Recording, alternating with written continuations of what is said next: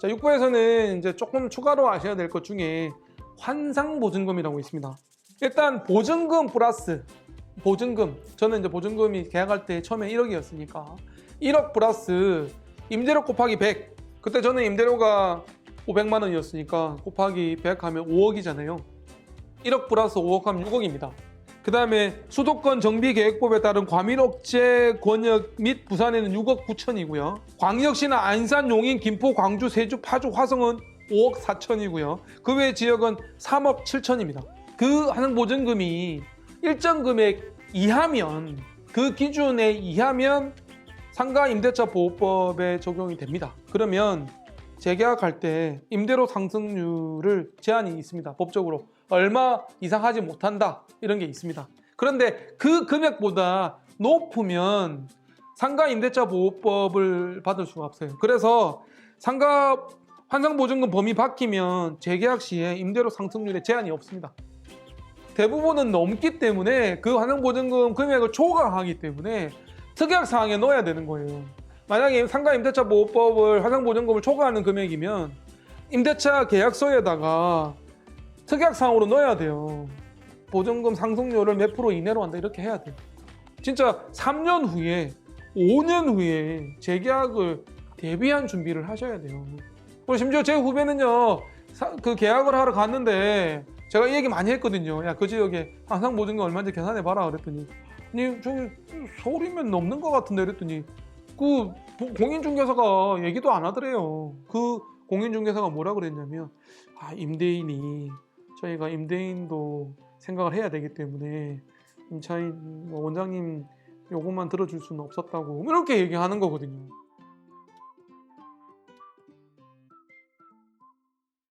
자, 마지막입니다. 그 좋은 공인중개인을 판별하는 요령이 무엇이냐? 입지 소개하는 업체가 믿을만한가? 사실 굉장히 어려운 질문입니다. 네, 이거는 뭐 전문가 있을 때는 얘기할 수 없는 부분입니다. 사람을 판단할 때 공인중개사든 아니면 입지를 소개해주는 업체든 판단할 때 저는 첫 번째는 실력이라고 생각을 합니다. 원장님 입장에서 상가 분석해주고, 원장님 수원에서는 아주대 삼거리가 제일 낫습니다. 제가 경쟁병원 분석을 했습니다. 경쟁병원 분석까지 못 해주는 경우도 많지만 그런 공인중개사를 만나야 되죠. 공인중개사가 이렇게 와서 그쪽에서 이렇게 좀 하려고 이렇게 그쪽이 뜨고 있으니까, 그 지역이 상권이 워낙 이제 매매가 많으니까 와서 이렇게 막 하는 데도 있거든요. 그런 데보다는 토백이가 좋은 거죠. 수원을 꽉 잡고 있는, 그 지역을 꽉 잡고 있는, 오랫동안 거래한, 입지를 계약할 때, 상가를 계약할 때 딱 그 고려해야 되는 체크리스트, 제가 5부에서 얘기 막 했잖아요. 그런 거 다 체크리스트 체크하시고, 환산보증금이 얼마인지 계산하시고, 상가 임대차 보호법이 어떤 건지 알고 계셔야 되고, 여러분들도 좀 공부를 좀 하셔야 되고, 어쨌든 실력이 중요하고요. 업체도 마찬가지지만, 두 번째는요, 인성이 중요한 것 같아요.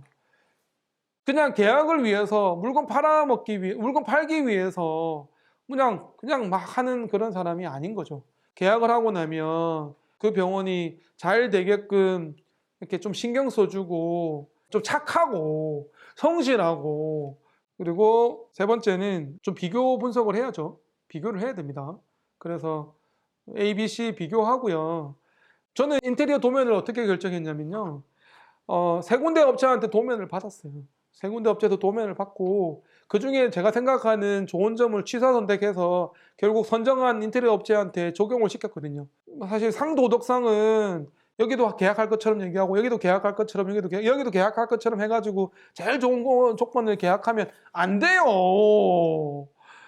다 이제 같은 동네에서 다 아는데 나쁜 원장 이런 게 다 소문나면 안 되고, 대신에 할 것처럼 접선하지 마시고, 처음에는 이제 상담 차원에서는, 계약하기 전에 문의 차원에서는, 왜냐하면 부동산마다 물건을 갖고 있는 게 다르거든요. 그거 아세요? A 부동산에 가면 소개해주는 물건이 이거밖에 없다고 얘기해요. 이 근처에 상가 나온 게 이거밖에 없습니다, 이렇게 얘기하거든요. 근데 B업체가 하면 딴 얘기예요. B업체에서 소개해주는 물건은 중첩되는 것도 있는데 중첩 안 되는 것도 있어요. 왜냐하면 그 부동산만 갖고 있는 물건이 있거든요. 그래서 처음에 상가 정하실 때는 여기도 가보고 여기도 가보고 여기도 가보셔야 돼요. 그리고 같은 물건에 대해서 같은 상가에 대해서도 이 세 분이 얘기가 다 달라요. A는 여기가 너무 좋대요. 뭐 너무 좋고 막 근데 B는 여기는 별로래요. 아 거기 이전에 뭐 다른 가게가 들어왔다 망해서 나가고 거기 임대인이 성격이 별로 안 좋아서 뭐 이런 얘기 한단 말이에요. 정보들이 이렇게 다 달라요. 그래서 상가를 결정할 때 공인중개사를 만날 때 여러분들은 많은 정보를 얻어야 되잖아요. 여기도 듣고 저기도 듣고 여기도 들어가지고 제일 좋은 상가를 선택을 해야 돼요. 전문가한테 맡기는 게 중요하다고 제가 개고생에서 누차 얘기했지만 전문가한테는 맡겨야 될 건 맡겨야 됩니다. 그런데 원장님들도 아셔야 돼요. 전문가를 정하기 전까지는 많은 전문가를 만나서 어느 전문가를 내가 선택할 건지를 정의하셔야 돼요. 상가 입지 얘기는 여기서 마무리해야 될 것 같아요. 앞으로 닥터 개고생에서 입지 얘기를 많이 할 것 같아요. 어떻게 보면 오늘 제가 얘기한 1부부터 6부까지의 시리즈는 총론적인 얘기였다고 생각을 하고요. 저는 그래도 원장들이 좀 알아야 될 그런 입지에 대해서 좀 얘기를 드렸습니다. 또 나중에 기회가 되면 다른 전문가들 모시고 또 그 입지에 관한 얘기들을 많이 했으면 좋겠고, 입지 얘기가 1부에서도 말씀드렸지만 원체 중요하고 또 원체 심사숙고를 해야 되는 부분이라서 다양한 사람들의 의견을 들어보고 판단하시는 게 중요하겠다라는 얘기를 마지막으로 드리면서 닥터 개고생 이성근 물러가겠습니다. 여러분들 한 분 한 분에게 하나하나 다 얘기를 해드리고 싶지만 저도 시간이 한정되어 있는 관계로 이런 기회를 통해서 입지에 관해서 제가 하고 싶은 얘기를 다 풀어낸 것 같습니다. 고맙습니다. 또 뵙겠습니다.